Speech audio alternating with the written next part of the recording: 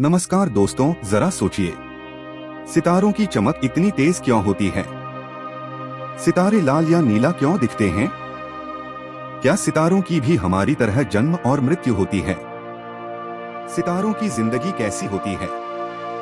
क्या हमारा सूरज सबसे बड़ा स्टार है?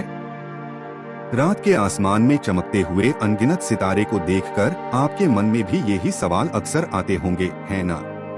इन प्रश्नों के उत्तर जानने के लिए आज हम अनवीलिंग द कॉस्मोस सीरीज के जर्नी थ्रू द यूनिवर्स के दूसरे एपिसोड स्टेलर स्टोरीज में हम सितारों की उत्पत्ति से लेकर उनके अंत तक के जीवन चक्र के बारे में बात करेंगे। तो फिर चलिए शुरू करते हैं। तारे गैस और धूल के विशाल बादलों में बनते हैं, जिन्हें नेबुला या निहारिका कहा जाता है। अंतरिक्ष के इन क्षेत्रों को कभी कभी स्टेलर नर्सरी या तारा निर्माण क्षेत्र के रूप में जाना जाता है। बादलों में गैस और धूल का गुरुत्वाकर्षण हर चीज को अंदर की ओर खींचता है। बादल धीरे धीरे कई बिंदुओं या कोर पर ढह जाते हैं। इन कोर के केंद्र में गहराई में बहुत सारा डेंस मटेरियल एक साथ कुचला हुआ है और यह बहुत गर्म है। अंततः यह न्यूक्लियर फ्यूजन या परमाणु संलयन शुरू करने के लिए पर्याप्त दबाव युक्त और गर्म है। न्यूक्लियर फ्यूजन वह प्रक्रिया है जो किसी तारे को परमाणु ऊर्जा उत्पादन की प्रक्रिया द्वारा शक्ति प्रदान करती है। संलयन तब होता है जब दो परमाणु एक साथ मिलकर एक भारी परमाणु बनाते हैं। इससे बहुत सारी ऊर्जा पैदा होती है। इस बिंदु को स्टेलर इग्निशन या तारकीय प्रज्वलन कहा जाता है, क्योंकि यह तब होता है जब कोई तारा चमकना शुरू करता है। तारे तब तक सच्चे तारे नहीं हैं जब तक वे हाइड्रोजन को हीलियम में फ्यूज या संलयन नहीं कर सकते। उस बिंदु से पहले उन्हें प्रोटोस्टार कहा जाता है। एक नए तारे द्वारा उत्पन्न प्रकाश का अचानक विस्फोट पास के अधिकांश गैस के बादल को उड़ा देता है। हालांकि यह कई ग्रहों को बनाने के लिए पर्याप्त सामग्री छोड़ सकता है। यह एक तारे के जन्म का प्रतीक है। स्टेलर इग्निशन के बाद तारा अपेक्षाकृत स्टेबल हो जाता है। ऐसा इसलिए होता है क्योंकि गुरुत्वाकर्षण का आंतरिक खिंचाव न्यूक्लियर फ्यूजन के बाहरी दबाव से संतुलित होता है। तारे लाखों वर्षों तक चमकते हैं, लेकिन हमेशा के लिए नहीं रहते। सूर्य जैसा तारा लगभग 10 अरब वर्षों तक चमकता रहेगा। बनने के बाद ये कई चरणों से गुजरते हैं, जिन्हें हम life cycle of a star या तारे का जीवन चक्र कहते हैं। किसी तारे का जीवन एक गतिशील और निरंतर विकसित होने वाली प्रक्रिया है, जो अलग अलग चरणों द्वारा चिह्नित होती है। अपने द्रव्यमान के आधार पर एक तारा स्टेलर एवोल्यूशन के विभिन्न चरणों से गुजरेगा, जिनमें से प्रत्येक की अपनी अनूठी विशेषताएं होंगी। सभी तारे नेब्यूलास में बनते हैं, जो गैस और धूल के विशाल बादल हैं। हालांकि वे हजारों, यहाँ तक कि लाखों वर्षों तक चमकते हैं, तारे हमेशा के लिए नहीं टिकते। किसी तारे में समय के साथ और उसके जीवन के अंतिम चरण में होने वाले परिवर्तन तारे के आकार पर निर्भर करते हैं। सूर्य जैसा छोटा तारा धीरे धीरे ठंडा हो जाएगा और चमकना बंद कर देगा। इन परिवर्तनों के दौरान यह प्लैनेटरी नेबुला फेज या ग्रहीय निहारिका चरण और व्हाइट ड्वार्फ फेज या श्वेत बौना चरण से गुजरेगा। कई हजारों लाखों वर्षों के बाद यह चमकना बंद कर देगा और एक ब्लैक ड्वार्फ बन जाएगा। एक विशाल सितारा बहुत अधिक ऊर्जावान और हिंसक अंत का अनुभव करता है। यह सुपरनोवा के रूप में विस्फोटित होता है। यह तारे के अंदर से सामग्री को अंतरिक्ष में बिखेर देता है। यह सामग्री नेब्यूलास में एकत्रित हो सकती है और अगली पीढ़ी के तारों का निर्माण कर सकती है। धूल साफ होने के बाद एक बहुत हाई डेंस न्यूट्रॉन तारा पीछे छूट जाता है। ये तेजी से घूमते हैं और रेडिएशन की धाराएं छोड़ सकते हैं, जिन्हें पल्सर कहा जाता है।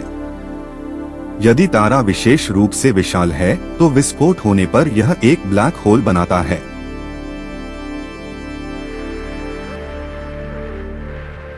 एक बार जब एक प्रोटोस्टार अपने मूल में हाइड्रोजन जलाना शुरू कर देता है, तो यह कुछ मिलियन वर्षों में तेजी से टी टॉरी चरण से गुजरता है और एक मुख्य अनुक्रम तारा बन जाता है।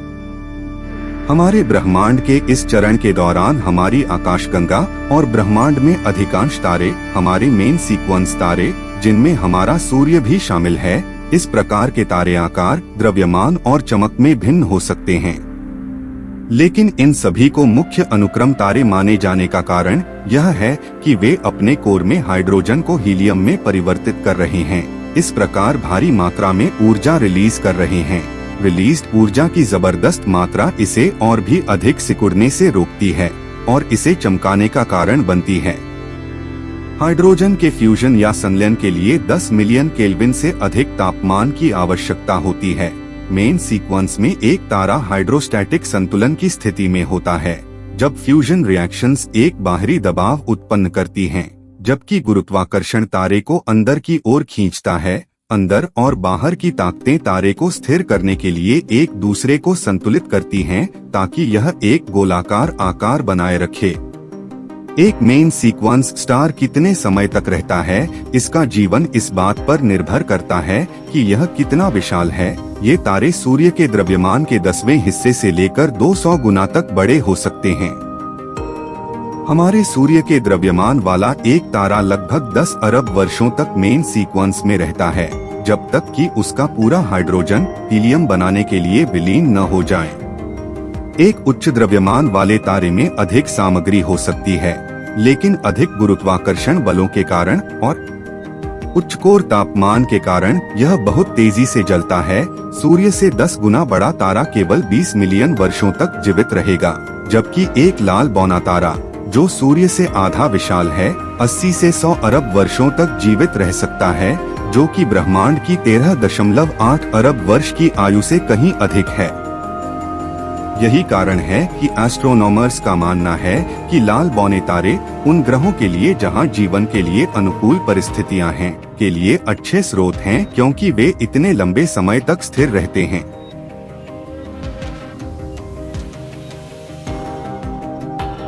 सितारे अपना अधिकांश जीवन मेन सीक्वेंस स्टेज में बिताते हैं। जब किसी तारे के केंद्र में हाइड्रोजन खत्म हो जाती है तो तारा अपने कोर के ही हाइड्रोजन का उपयोग करना शुरू कर देता है। इससे तारे का साइज बड़ा होता जाता है। इसकी रेडियस इसके मूल आकार से 400 गुना तक पहुंच सकती है। जैसे जैसे तारा फैलता है वह ठंडा भी होता जाता है। तापमान में परिवर्तन के कारण तारा अधिक लाल चमकने लगता है। ये तारा अब एक रेड जायंट स्टार बन जाता है। रेड जायंट स्टार सूर्य से 100 गुना बड़े आकार के हो सकते हैं, हालांकि इनका मास सूर्य से केवल 0.25 से 8 गुना तक होता है। ये बहुत ही चमकीले तारे हैं। रेड जायंट स्टार की सतह का तापमान 4000 से 5000 केल्विन से कम होता है। तारा जो अब हीलियम द्वारा संचालित है सिकुड़ने लगता है, गर्म और नीला हो जाता है। हालांकि तारे की हीलियम की आपूर्ति जल्दी ही खत्म हो जाती है, इसलिए यह अवस्था केवल लगभग 10 लाख वर्षों तक ही रहती है। जब हीलियम खत्म हो जाता है तो कोर फिर से सिकुड़ जाती है। इस बार तारा अपने केंद्र से आगे हीलियम का उपयोग करना शुरू कर देता है। साथ ही यह हीलियम फ्यूजन के चारों ओर एक खोल में हाइड्रोजन का फ्यूजन भी शुरू कर सकता है। तारे की बाहरी परतें फैलती हैं और ठंडी होती जाती हैं और फिर से लाल हो जाती हैं। यह तारा अब अपने दूसरे रेड जायंट फेज में प्रवेश कर चुका है। आगे क्या होता है यह तारे के द्रव्यमान पर निर्भर करता है। कम द्रव्यमान वाले सूर्य जैसे तारे प्लैनेटरी नेबुला फेज में प्रवेश करते हैं। जिन तारों का मास सूर्य के मास से 8 गुना से अधिक होता है उनके सुपरनोवा के रूप में विस्फोट होने की संभावना होती है। रेड जायंट स्टार विस्तार करते समय ग्रहों को भी निगल सकते हैं। लगभग 5000 मिलियन वर्षों में सूर्य अपनी रेड जायंट स्टेज में पहुंच जाएगा। इस चरण के दौरान यह संभवतः हमारे सौर मंडल के आंतरिक ग्रहों को अपनी चपेट में ले लेगा, जिसमें पृथ्वी भी शामिल हो सकती है। लेकिन आप घबराना नहीं, ऐसा अभी बहुत लंबे समय तक नहीं होगा।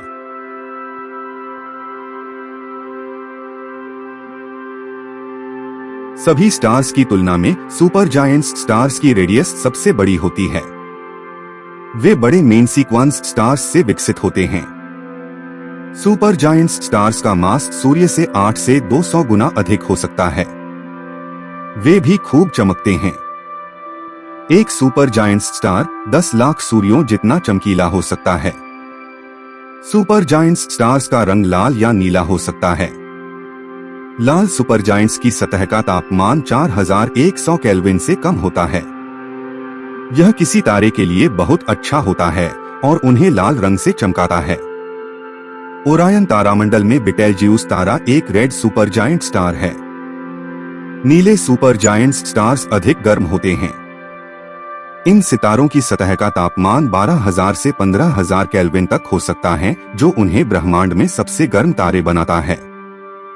ओरायन में रिगेल तारा एक ब्लू सुपर जायंट स्टार है। सुपर जायंट स्टार्स कुछ मिलियन वर्षों के भीतर ही अपने कोर में हाइड्रोजन और हीलियम का उपयोग कर लेते हैं। फिर वे कार्बन जलाना शुरू करते हैं।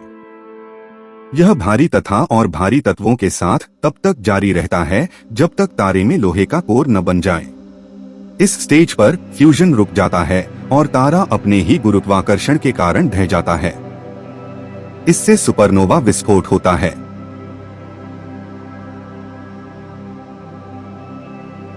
सुपरनोवा अंतरिक्ष में सितारों के जीवन के अंतिम चरण के दौरान घटित होने वाले विशाल विस्फोट हैं।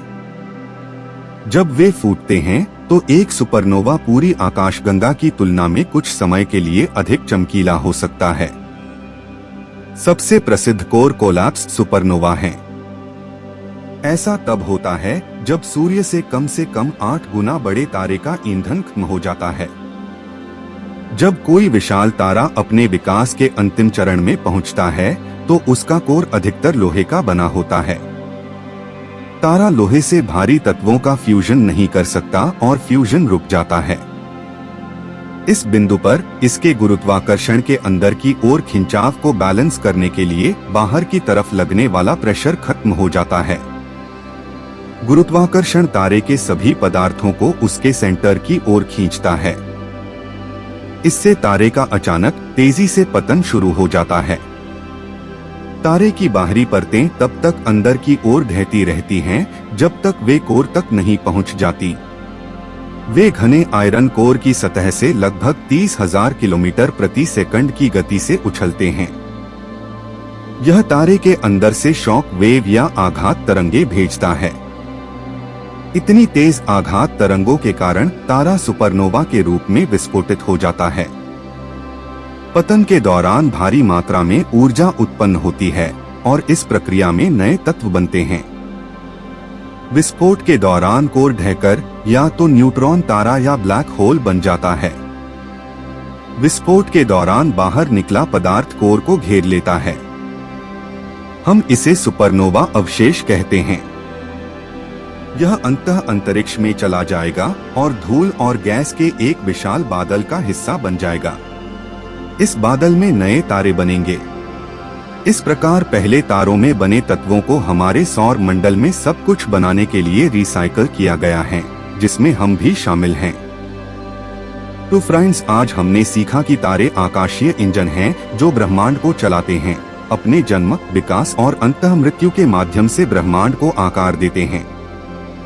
उनकी कहानियां उस ब्रह्मांड की गतिशील और विस्मयकारी प्रकृति का प्रमाण है जिसमें हम रहते हैं।